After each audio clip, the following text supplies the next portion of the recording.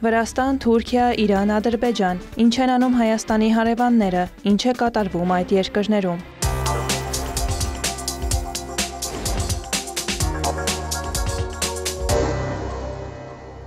ԱՄՆ պետքարտուղարությունը մտահոգություն է հայտնել Վրաստանում հակաժողովրդավարական գործողությունների շարունակման եւ ուժեղացման կապակցությամբ, ներառյալ քաղաքական ընդդիմության ներկայացուցիչների ձերբակալությունը եւ կառավարության գործողությունները քննադատող անձանց, այդ թվում քաղաքացիական հասարակության ներկայացուցիչների նպատակաուղղված հետապնդման կապակցությամբ։ Պետքարտուղարությունից նշել են, որ Վրաստանն ընտրողաբար է օգտագործում վերջերս ընդունված օրենսդրությունը, ներառյալ դրամաշնորհների մասին օրենքում կատարված փոփոխությունները։ Նշվում է, որ իր գործողություններով Վրաստանի կառավարությունը անհիմն սահմանափակում է արտահայտվելու ազատությունը եւ քաղաքացիական հասարակության գործունեությունը։ Պետքարտուղարությունից հիշեցրել են նաեւ ԱՄՆ փոխնախագահ J.D. Vance-ի հայտարարությունը։ Նա նշել էր, որ հնարավոր չէ ժողովրդավարական մանդատ ստանալ գրաքննության ենթարկելով հակառակորդներին կամ բանտարկելով նրանց։ Վրաստանի բնակչության մարդահամարի նախնական տվյալներով Թբիլիսիում բնակվում է երկրի բնակչության ավելի քան 1/3-ը, 34%-ը։ Մեծությամբ երկրորդ եւ երրորդ շրջաններն են Իմերեթին եւ Քվեմոքարթլին, որտեղ բնակվում է Վրաստանի բնակչության համապատասխանաբար 12.9 եւ 11.2%-ը։ Քաղաքային բնակչությունն ընդհանուր առմամբ կազմել է 2.423.000 մարդ, կամ բնակչության 62%-ը։ Գյուղական բնակչությունը 1.491.000 մարդ, կամ 38%-ը։ Ըստ մարզերի քաղաքաբնակների մասնաբաժինը բարձր է Աջարիայում 66% եւ համեմատաբար ցածր է Մցխեթա Մթյանեթի, Կախեթի, Ռաչալեչխումի եւ Քվեմո Սվանեթի շրջաններում։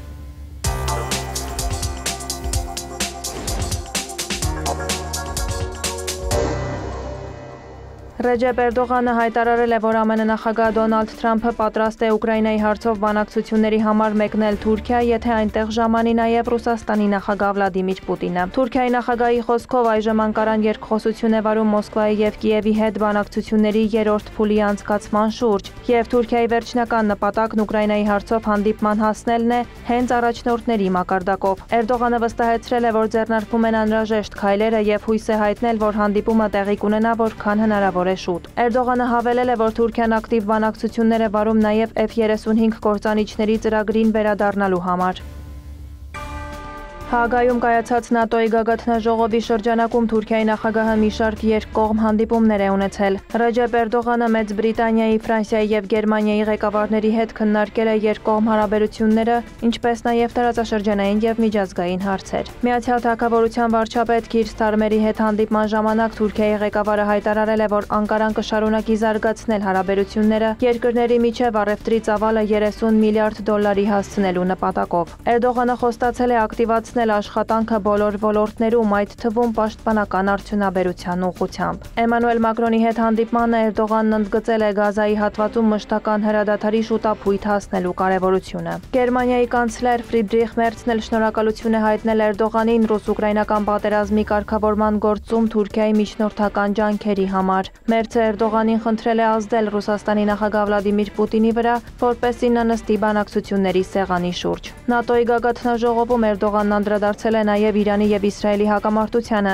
նշել Անկարան հույս ունի, որ ձեռք բերված հրադադարը կպահպանվի։ Էրդողանի խոսքով Թեհրանի եւ Թել Ավիվի միջև վերջին ռազմական էսկալացիան տարածաշրջանը կանգնեցրել է շատ լուրջ վտանգների եզրին։ Թուրքիայի ղեկավարն ընդգծել է, որ Իսրայելի անվտանգությունը, ինչպես եւ տարածաշրջանի բոլոր երկրների անվտանգությունը կախված է հարևանների կայունությունից, խաղաղությունից եւ բարգավաճումից։ Էրդողանը վստահություն է հայտնել, որ Իրանի հետ տարաձայնությունների երկարաժամկետ կարգավորումը հնարավոր է դիվանագիտության եւ բանակցությունների միջոցով։ Թուրքիայի ընդդիմադիր ժողովրդի հանրապետական կուսակցության առաջնորդ Օզգյուր Օզելը Ստամբուլում հունիսի 25-ին կայացած հանրահավաքի ժամանակ Ռեջեփ Էրդողանին կոչ է արել արտահերթ ընտրություններ անցկացնել։ Ես ձեզ թույլ չեմ տա 29% վստահություն ունենալով շարունակել պաշտոնավարել։ Դուք չեք կարող փախչել ժողովրդից։ Եկեք մեզ մոտ նոյեմբերի 2-ին եւ բերեք քվյատուփերը։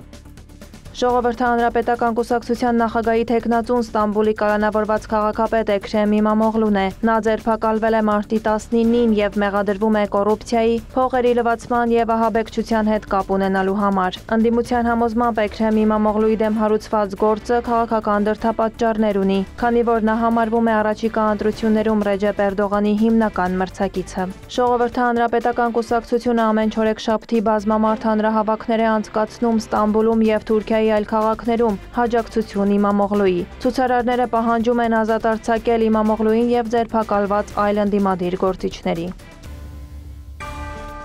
Թուրքիայում 158 զինվորական է ձերբակալվել երկրում ահաբեկչական ճանաչված Ֆեթուլա Գյուլենի կազմակերպության գործունեությանը ներգրավված լինելու մեղադրանքով։ Նշվում է, որ Ստամբուլի եւ Իզմիրի դատարանները երկրի տարբեր նահանգներում 176 կասկածյալի ձերբակալման օրդեր են տվել, նրանցից 174-ը գործող զինվորականներ են։ Լրատվամիջոցների տվյալով կասկածյալների մի մասը հասցրել է փախչել։ 2016 թվականի ռազմական հեղաշրջման փորձի ճնշումից հետո Թուրքիայի բանակի ոստիկանության եւ անվտանգության ծառայությունների բազմաթիվ աշխատակիցներ են ձերբակալվել գյուլենականների հետ կապերի համար։ Վերջին տարիներին Թուրքիայում գյուլենականների ձերբակալության շուրջ 2000 գործողություն է իրականացվել։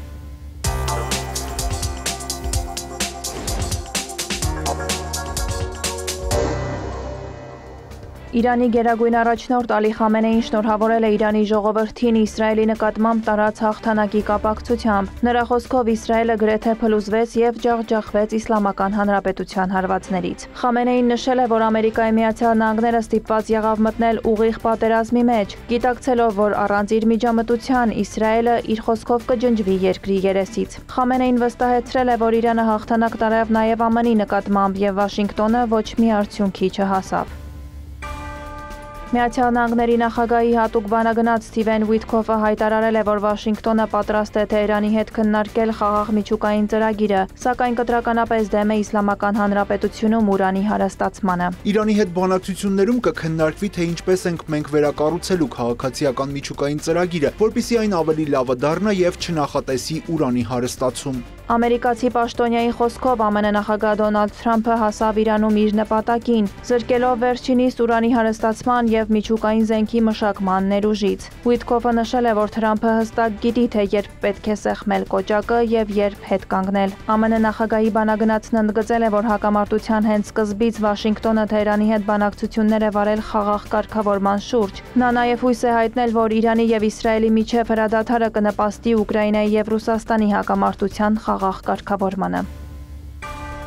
Ատոմային էներգիայի միջազգային գործակալությունը չգիտի, թե որտեղ է Իրանը թաքցրել մինչև 60% հարստացված 400 կիլոգրամ ուրանը, հայտարարել է գործակալության գլխավոր տնօրեն Ռաֆայել Գրոսին։ Նրա խոսքով, չնայած ռազմական գործողություններին, Թեհրանը պարտավոր է գործակալության տեսուչներին ցույց տալ, թե որտեղ է գտնվում հարստացված ուրանը։ Գրոսին մեկնաբանել է գործակալության հետ համագործակցությունը ժամանակավորապես դադարեցնելու մասին Իրանի խորհրդարանի որոշումը։ Դա իրավական պարտավորություն է, քանի դեռ Իրանը միջուկային զենքի չտարածման պայմանագրի կողմ է, ատոմային էներգիայի միջազգային գործակալության հետ համագործակցությունը Թեհրանի պարտավորությունն է եւ այն ուժի մեջ է։ Գրոսին ընդգծել է, որ հավատում է դիվանագիտական կարգավորմանը եւ հիշեցրել, որ միջուկային օբյեկտների վրա հարձակումներն արգելված են միջազգային իրավունքով։ Ավելի վաղ Ելիսեյան պալատում Գրոսին ընդունել է Ֆրանսիայի նախագահը։ Էմանուել Մակրոնը աջակցություն է հայտնել գործակալության գործունեությանը, կարևորելով վերջինիս աշխատանքը միջուկային անվտանգության ապահովման ուղղությամբ։ Մակրոնի խոսքով ՄԱԿ-ի կառույցը պետք է հնարավորություն ունենա վերսկսել իր առաքելությունը Իրանում։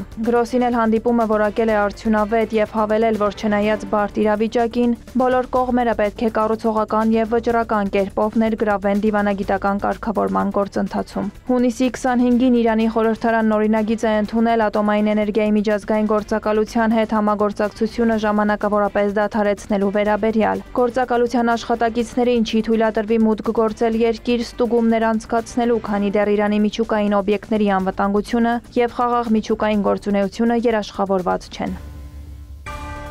Իրանի խաղաղ միջուկային էներգիայի իրավունքը մնում է անձեռնմխելի, հայտարարել է Իրանի արտգործնախարարության խոսնակ Էսմայիլ Բաղային։ Նրա խոսքով աշխարհը ականատես եղավ միջազգային իրավունքի, միջուկային զենքի չտարածման պայմանագրի եւ միջազգային հանրության էթիկային ուղղված մահացու հարվածի։ Բաղային հաստատել է, որ Իսլամական Հանրապետության միջուկային օբյեկտները զգալի վնաս են կրել Իսրայելի եւ Միացյալ Նահանգների թիրախային հարձակումների հետևանքով։ Նրա խոսքով վնասի գնահատմամբ զբաղվում են ատոմային էներգիայի միջազգային գործակալությունը եւ այլ իրավասու կառույցներ։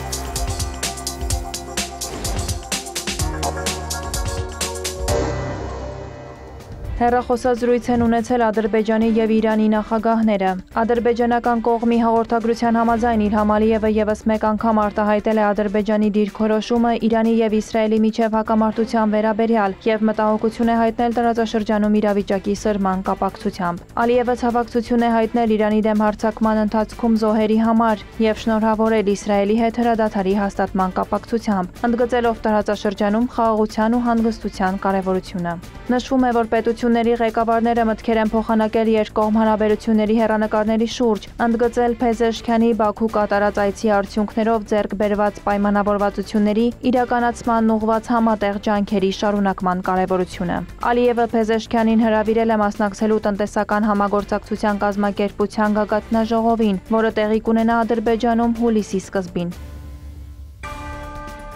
Ադրբեջանի արտգործնախարար Ջեյհուն Բայրամովն ընդունել է Բաքվում Իրանի նորանշանակ դեսպան Մոջթաբա Դեմիրչիլիին։ Քննարկվել է երկկողմ եւ բազմակողմ համագործակցության օրակարգը, այդ թվում Իսրայելի եւ Իրանի միջև հակամարտությունը։ Ընդգծվել է, որ երկկողմ համագործակցության ընդլայնմանը նպաստում են երկրների ղեկավարների միջև շփումները։ Ադրբեջանի արտգործնախարարության հաղորդագրության համաձայն Բայրամովը մտահոգություն է հայտնել հակամարտության սրման կապակցությամբ։ Մոջթաբա Դեմիրչիլին նախկինում զբաղեցրել է Իրանի արտգործնախարարության Եվրասիայի հարցերով դեպարտամենտի գլխավոր տնօրենի պաշտոնը։ Լրատվամիջոցներն ավելի վաղ գրել էին, որ նոր դեսպանի նշանակման հետ կապված երկու երկրի միջև խնդիր էր առաջացել պայմանավորված Ադրբեջանի կառավարության կողմից Թեհրանի առաջարկած տեխնատուին ագրեման չտրամադրելու հետ։ Սակայն Իրանի նախագահի Ադրբեջան կատարած այցից հետո գործընթացն արագացել է։ Վարդուհի Արությունյան, հարևաններ։